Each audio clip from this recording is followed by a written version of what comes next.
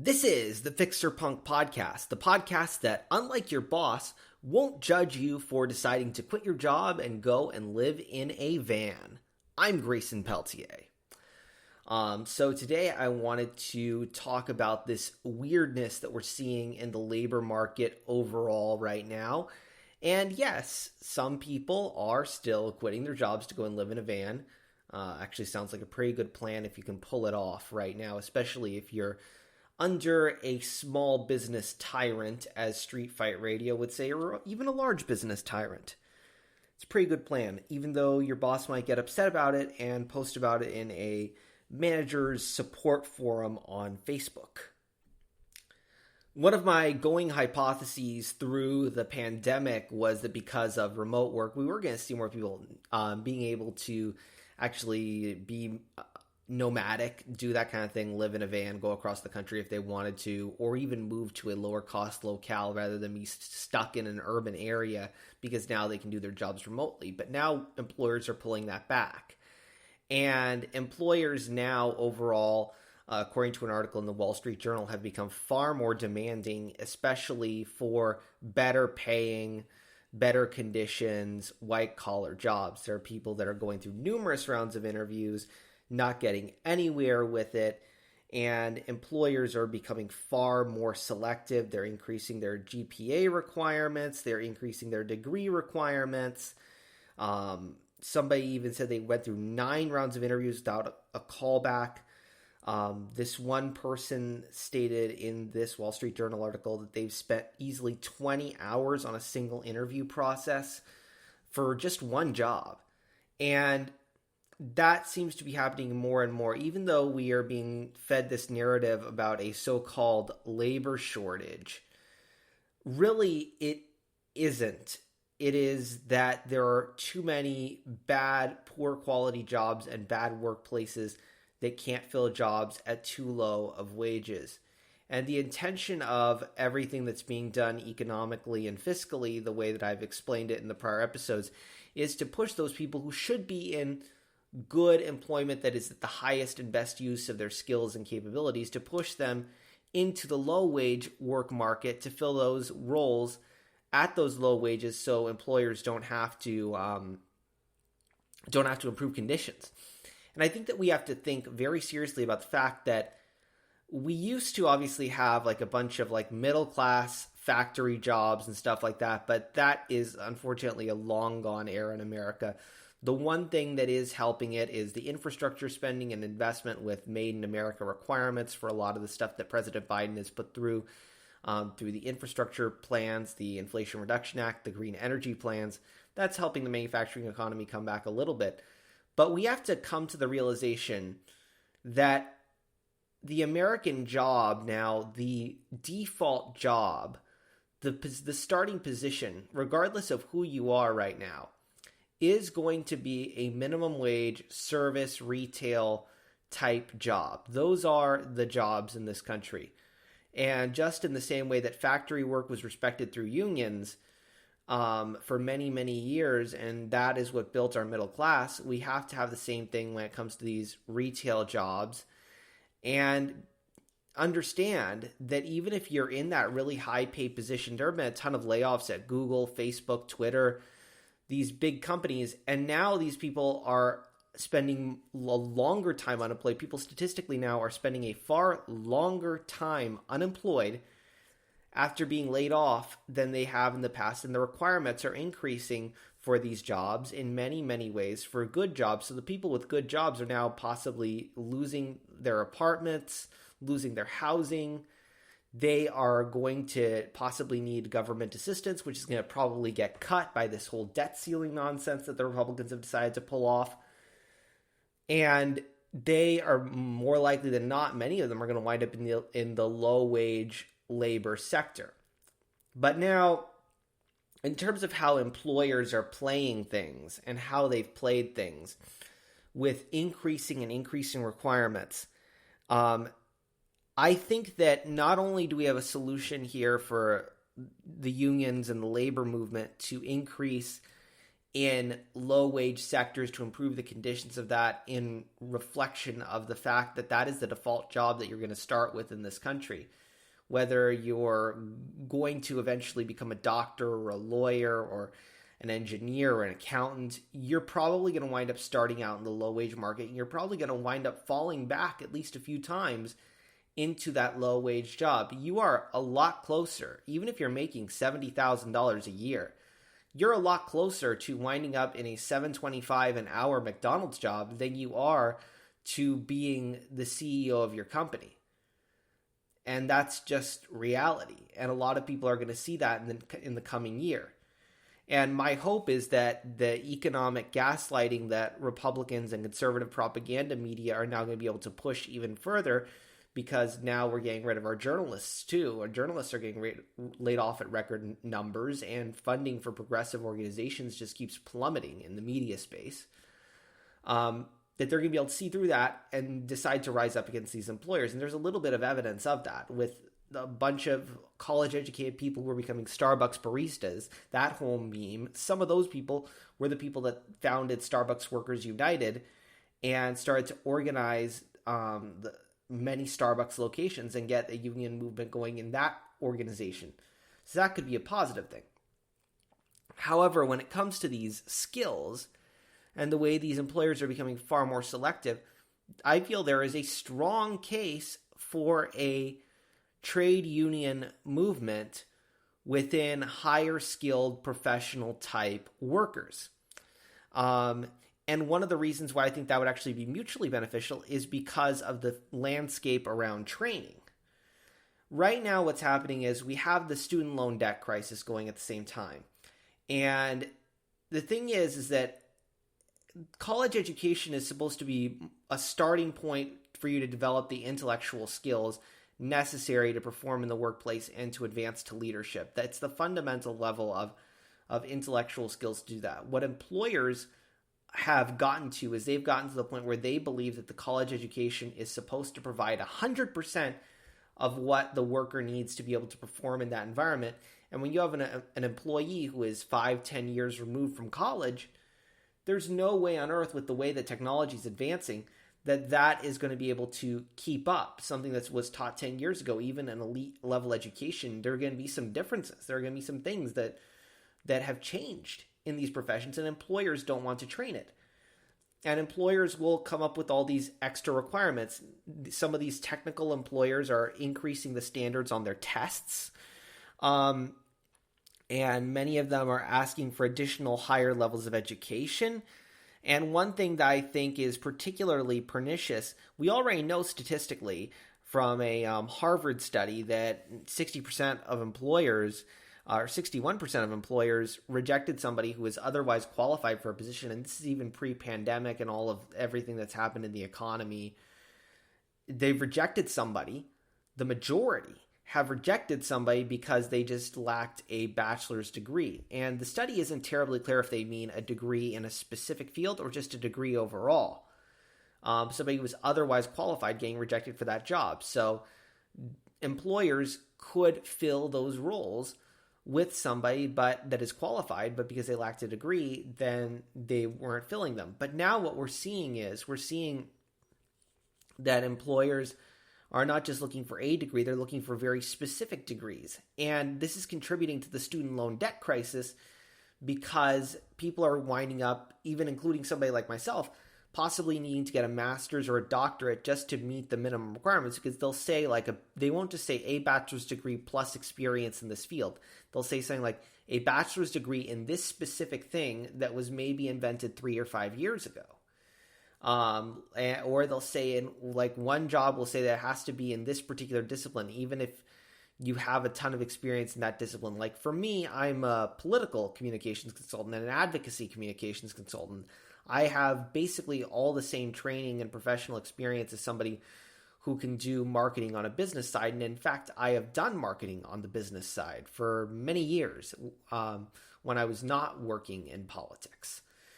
However, employers will not consider me in the regular employment market because I don't have a degree, a bachelor's degree specifically, that says the word marketing on it. In some cases, even though I've done a lot of successful digital content creation work, I was one of the earliest adopters of multiple social media platforms, live streaming and podcasts all the way back to 2009.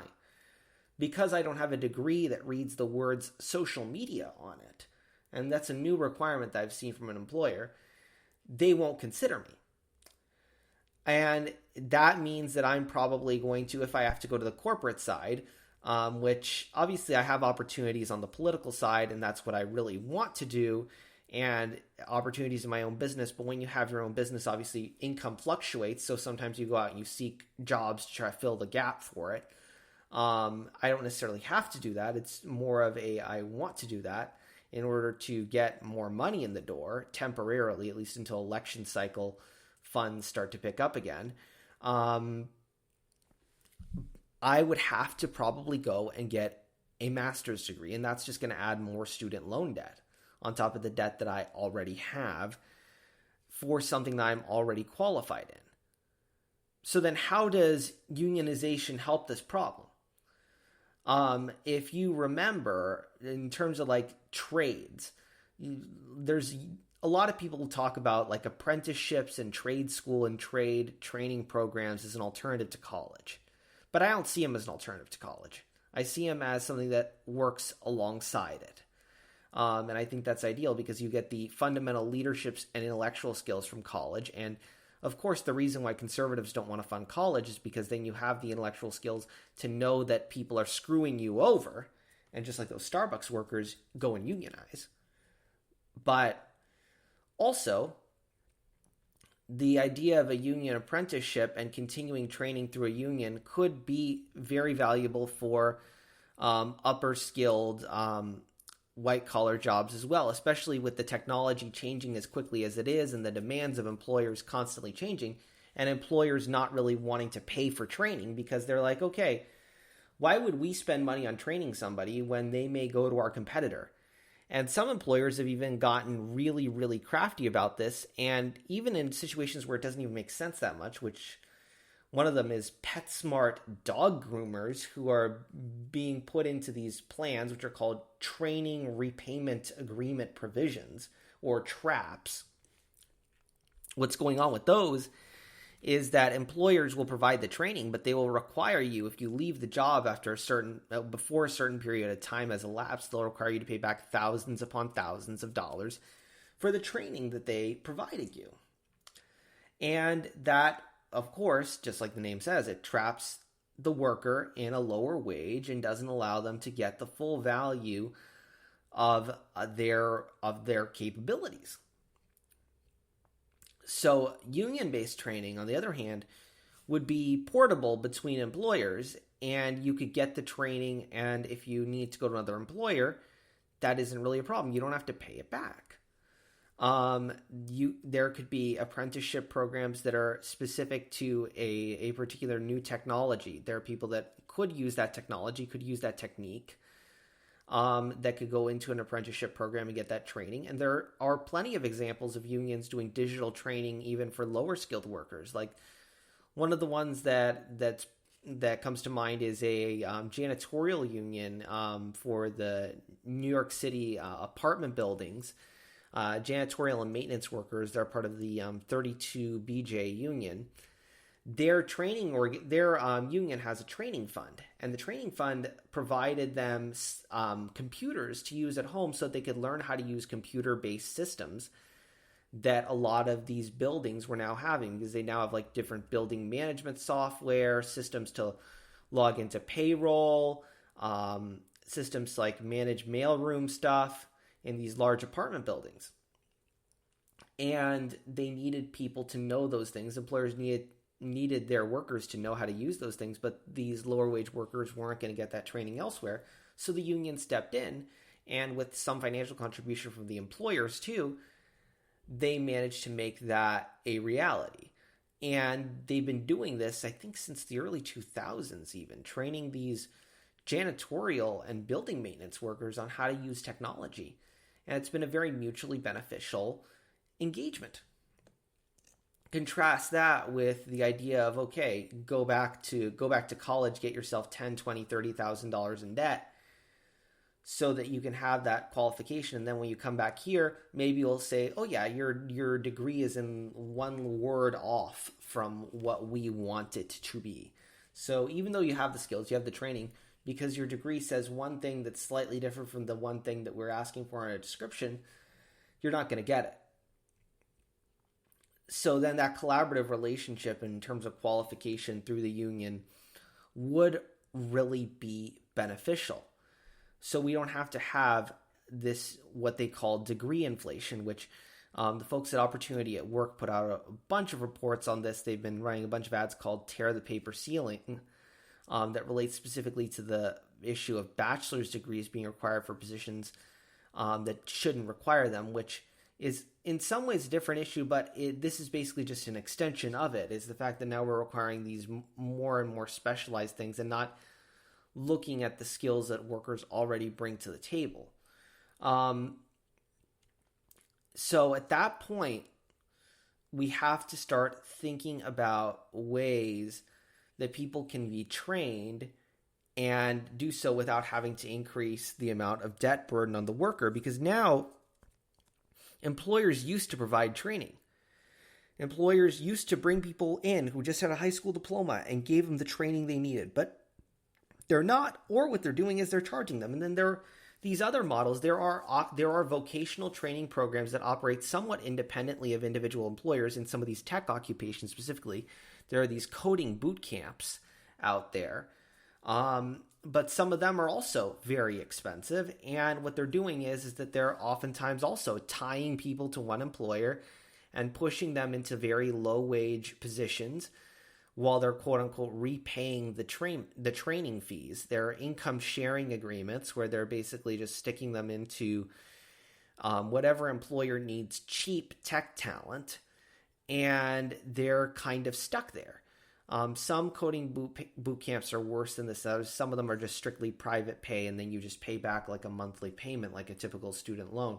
But others have this interesting relationship with employers where they're basically serving as feeding programs for very low-wage jobs. And with a union-based program, in contrast to that, you would have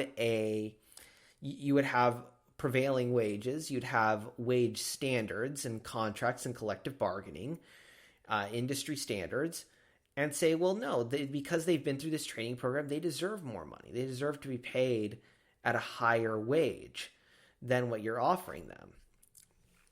Because right now, nobody really advocates for the worker.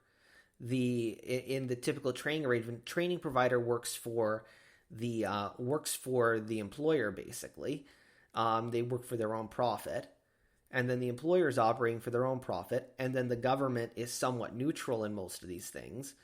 And of course, student loan providers want to get repaid. And the government, especially the Republican politicians in our government, want the student loans to be repaid. So they are going to force you into work and not give you relief on those student loans so they can force you into low-wage work. It's more of, obviously, these training repayment arrangements and some of the stuff the coding boot camps are pulling off is a lot more explicit, but it's implicit also with student loans.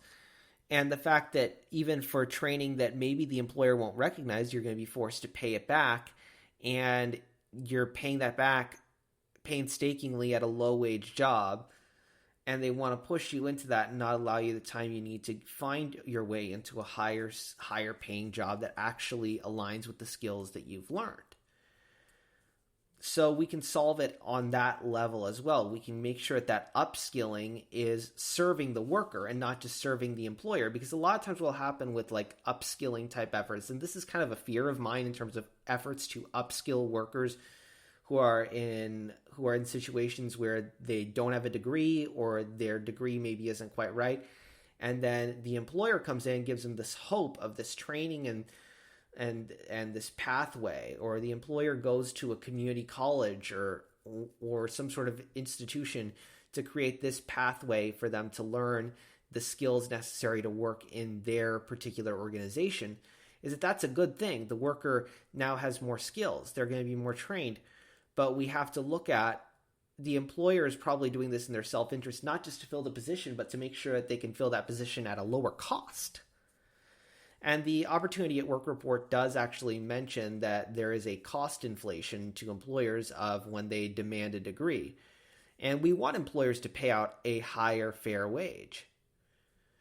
But without that extra representation, adding training is just going to create a perpetual hamster wheel. We've got to add training. The Opportunity at Work folks are definitely 100% right that we have to find ways to get people who don't have a degree or the right degree into the workforce to have them be used at the highest and best level of their potential. But we have to also make sure people aren't being taken advantage of at the same time.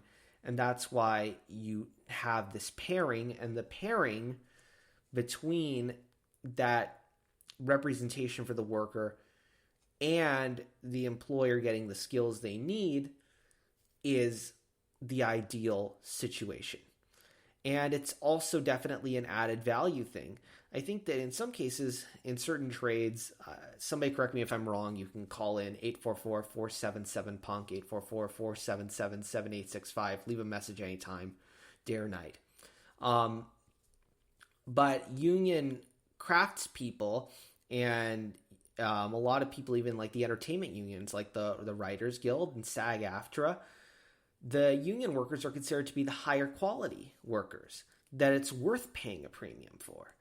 It's a SAG-AFTRA card in Hollywood's considered to be an accomplishment. If you're like a union plumber, electrician, carpenter, it kind of conveys that you have some sort of skill or talent, experience in what you're doing that's above and beyond a typical random laborer.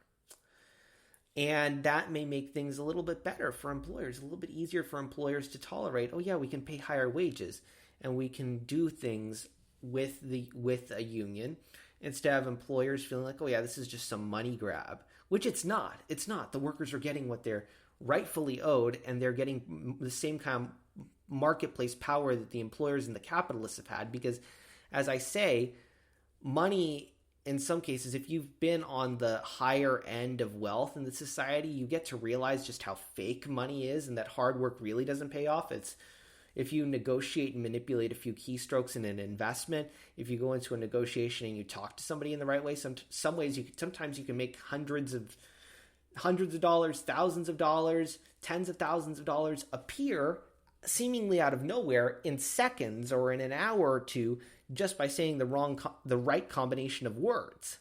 If you say the right combination of words, or you push the right combination of keystrokes on your keyboard when you're trading stocks, boom, you have a few thousand extra dollars. Meanwhile, you go to a normal job, you're lucky to walk out of there with $100 in your pocket at the end of the day. So you kind of learn that money in that way is fake. So if you're obviously union without training, 100% valuable. All they're doing is just giving workers that same leverage that the capitalists and the wealthy folks are used to having for themselves, and giving it to everybody, and giving it to the people who actually did the work to be able to earn that.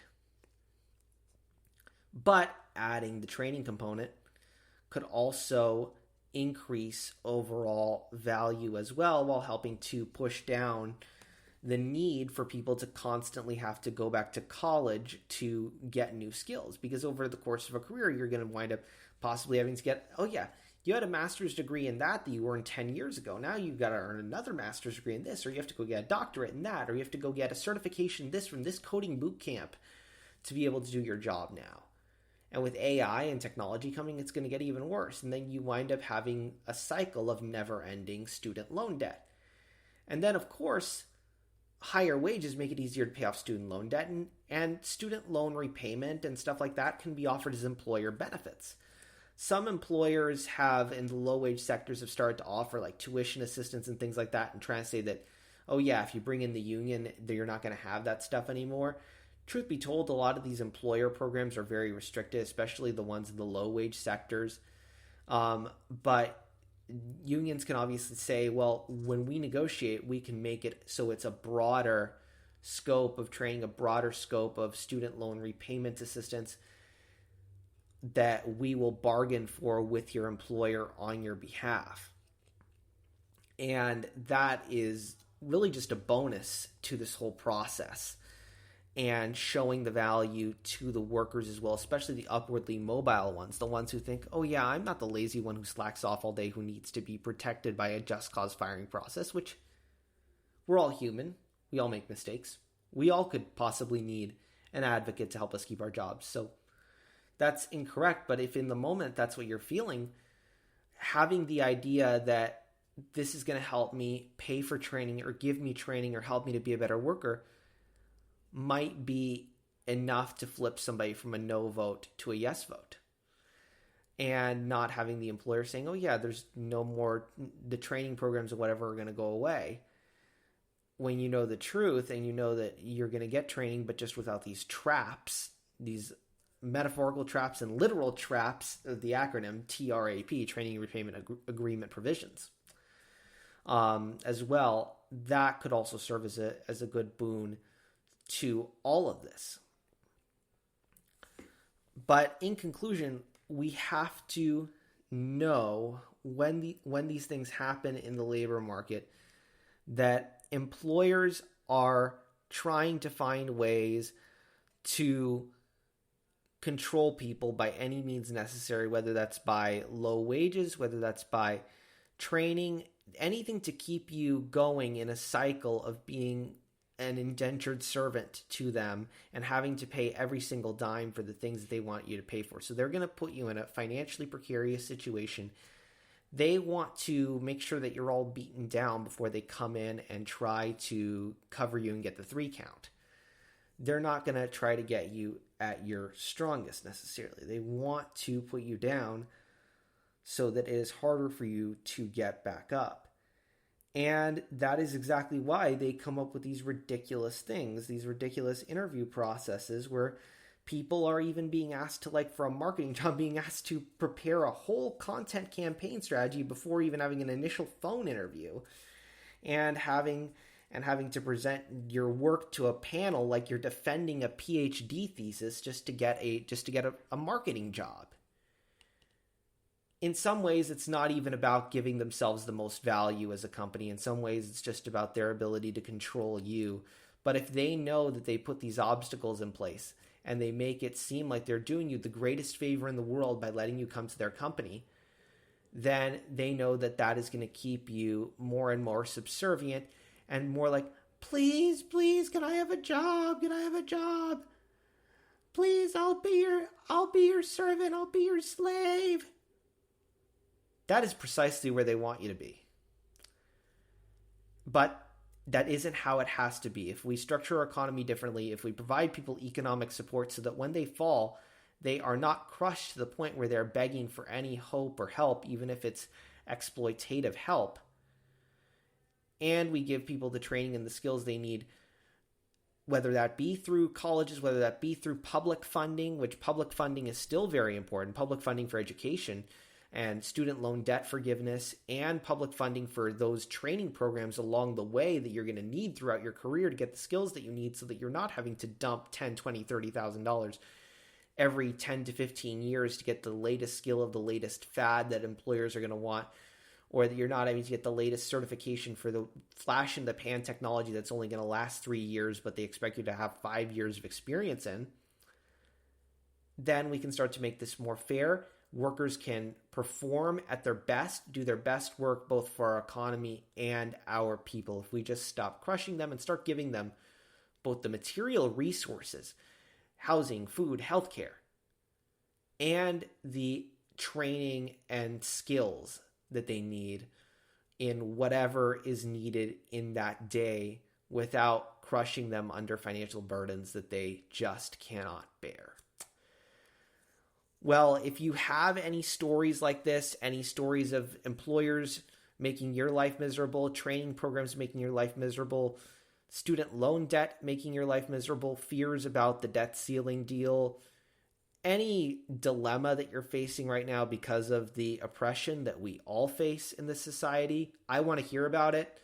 You can call in, leave a message anytime, day or night, 844-477-PUNK. That's 844-477-7865. You can also shoot me an email, grayson@offspeedsolutions.com, or you can follow me on social media. I do just check messages there, although email and phone are far better. But follow the social media anyway because I give you good updates. Most of the time, TikTok is most up to date with current events content, and that is at FixerPunk. Also, Instagram is at FixerPunk. Twitter is at GraysonNation, GreysonNation. Thank you so much for choosing to spend some of your time with me today, and I hope you'll join me again for the next episode.